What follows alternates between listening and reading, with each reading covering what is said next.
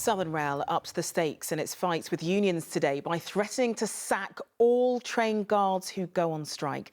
Staff have been given until Thursday to sign new contracts or be made redundant. Members of the RMT union are beginning 14 days of strikes next Tuesday in the dispute over the role of guards. And at the Conservative Party conference in Birmingham, the government made it clear whose side it was on. From there, our political correspondent Simon Harris reports. A small hardcore of trade union leaders have been misleading their members. The timing was no coincidence. At the Tory conference, the Transport Secretary launched an attack on the rail unions. On Southern trains, bosses issued an unprecedented ultimatum to striking guards: sign up to a new deal or face the sack. Our customers have undergone serious disruption now for a number of months. There's a threat now of a further 14 days of strikes over the next 3 months, so we really need to bring this matter to a head.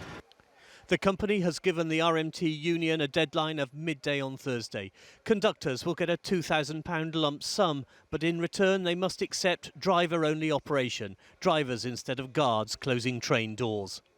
We're not prepared to consider selling jobs or selling the safety conditions of the railway for £2,000. That's just an out-and-out bribe, and it's not really a part of our view of safety on the railway. Southern appears to have adopted a tactic employed in America more than 30 years ago, when President Ronald Reagan sacked 11,000 striking air traffic controllers. I do feel badly. I certainly take no joy out of this. It happened in 1981 when Ronald Reagan used exactly this tactic to break an equally unreasonable strike by US air traffic controllers. This strike has no grounds. Everybody's pay has been guaranteed, and in fact it'll be increased. The sacking threat was issued by Southern's parent company GTR, but in truth this is a showdown between unions and ministers. Unlike other rail franchises, Southern comes under the direct control of the government. Managed by a private company, yes, but answering to Whitehall. And it's the Department for Transport demanding so-called driver-only operation. How does threatening to sack staff bring about peace? Nobody has to lose their job. There is a threat and a deadline of midday on Thursday. Well, the whole point is the nature of the jobs of those people working on this railway line is changing, because we are spending £2 billion on new trains that operate in state-of-the-art ways that don't require a guard to open and close the doors by pressing a button. For more than 6 months, Southern commuters have been caught in the crossfire. Ministers and train company bosses have now turned to the stick and carrot to try to break the deadlock. Well, Simon, you just called this a showdown. So what exactly will happen if guards don't sign this deal? Charlene, in one sense, this is really uncharted territory. It's a long time since the mass sacking of striking workers. Last I can remember were the print workers at Wapping in the 1980s. But Southern's letter to the RMT seems pretty unambiguous. If the union doesn't give in on Thursday, it will send out notice letters to the staff, terminating their contracts and inviting them to sign up to the new role of onboard supervisors. But what if they decline the invitation? Does that mean they've effectively sacked themselves? The union says it's seeking urgent clarification from the company and taking legal advice. But if Southern does go ahead and sack the guards, it can expect a pretty huge backlash. OK, Simon, thanks very much. The RMT union has accused Southern Railway of refusing to take part in talks to solve the long-running industrial dispute. It wants the company to accept a similar deal that was recently agreed for train conductors in Scotland. However, Southern says its current offer means the staff's jobs and salaries will be protected. It set a deadline on Thursday for the conductors to accept it. Well, the Prime Minister denied today that the government is on the wrong side of that dispute between Southern and the RMT. She told ITV News it was up to the train operator how it dealt with the union. She also appeared to rule out Sadiq Khan's plan for London-only visas after Brexit. She spoke to our political correspondent, Simon Harris. Prime Minister, yesterday's social media campaign by Southern Railway seems to suggest passengers think the company's at fault, not the union. In backing Southern, aren't you on the wrong side? No, I think there are various issues that need to be addressed. Of course, there are some of the issues about the delay in the infrastructure, and the Department of Transport has been looking at that. And then there's the whole question of the dispute that has taken place with the union and the position Southern Railway has taken. I mean, we've been clear that there need to be improvements on Southern Railway in the interests of passengers. Do you think Southern's handled it well? I think that obviously they've been dealing with a dispute with the union. I think everybody should be recognising the importance of providing the services to the customers. Isn't threatening to terminate the contract of guards a rather harsh way of dealing with this dispute? Well, how they deal with that dispute is a matter for Southern Railway. But you run the railway, it's a government-run franchise. The government awards the franchises, but it's up to Southern Railway how they deal with this issue. We've, obviously, as a government, have been talking to Southern Railway about some other aspects of improvements on the line.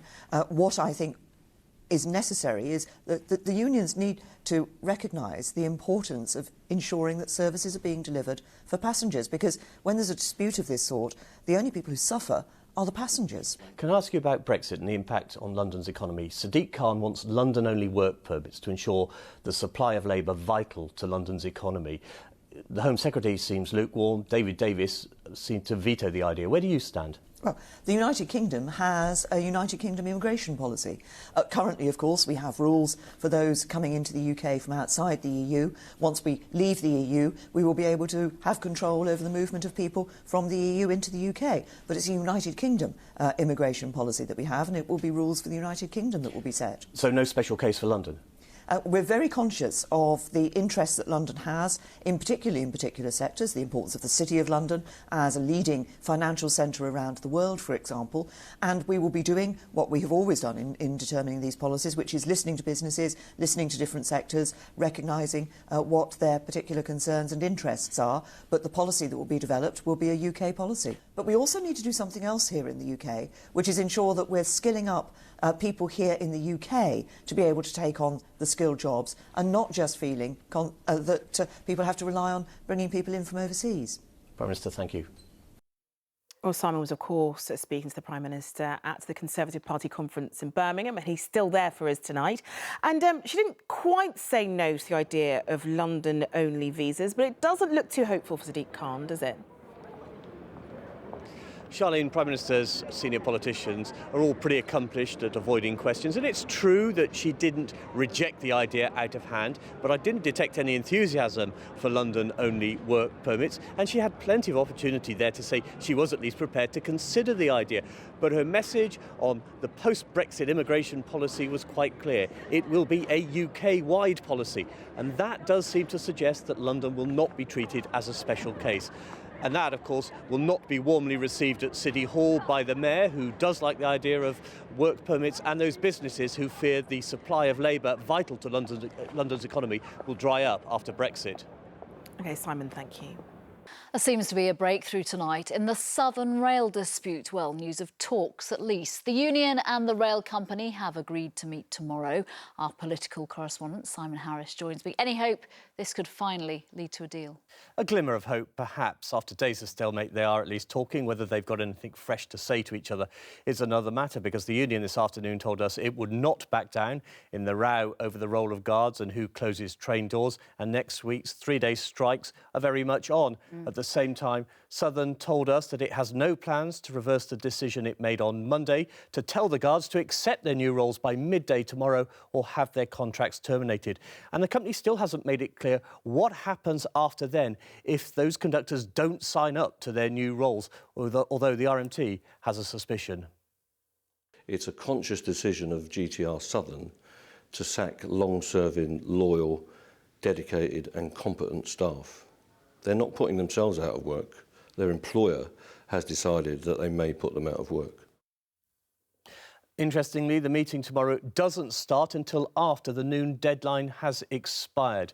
Southern says if the strikes go ahead next week, it has contingency plans and is now confident of running almost two-thirds of its normal timetable. The RMT says it will have some fresh proposals tomorrow, won't tell us what they are.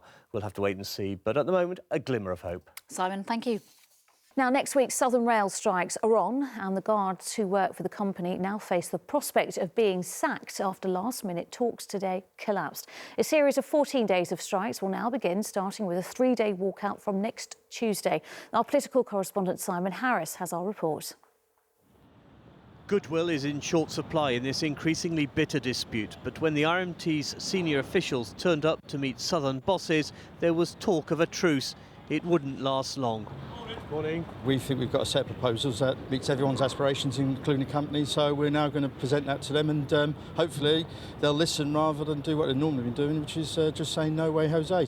The RMT's offer amounted to a transition period where conductors would agree to the new title of onboard supervisor, but crucially would still be responsible for closing the train doors. After just over 3 hours inside the headquarters of Southern's parent company, the union negotiators emerged empty-handed and annoyed. We asked them to give us a guarantee that there'll be a second person in every train. They wouldn't give us that guarantee. We always think when you deal with reasonable people, you'll get a reasonable outcome. We're dealing with unreasonable people and the outcome is unreasonable. On Monday, Southern issued a take-it-or-leave-it ultimatum to its guards. They had until midday today to accept their new role, along with a £2,000 lump sum. Tomorrow, Southern will send out letters terminating their existing contracts and inviting them to sign new ones. We're very confident that everyone will sign on to this new role. If they don't? If they don't, then technically they are making themselves, they are saying that they don't want to take the role. But we really don't think that's going to happen. You know, it's a great So job. if they don't sign up, they technically make themselves redundant? Technically. For commuters, the next arrival in this sorry saga is another strike on Tuesday, this one lasting 3 days. Simon, how is this going to end? Well, the company clearly hopes the guards will sign up to the new contracts and it will simply fizzle out through lack of support. There have already been 11 strikes, another 14 are in the pipeline. That's 25 in total. That's an awful lot of lost pay for the strikers. Then there's this tactic of terminating contracts. Southern made it clear to me today that anyone who refuses to sign up to the new role of onboard supervisor is effectively putting themselves out of work. They won't even get a payoff because, in the strict legal sense, it's not redundancy. The union insisted tonight that that support for the strike is rock solid and a dispute will continue until Southern backs down. All right, Simon, thank you.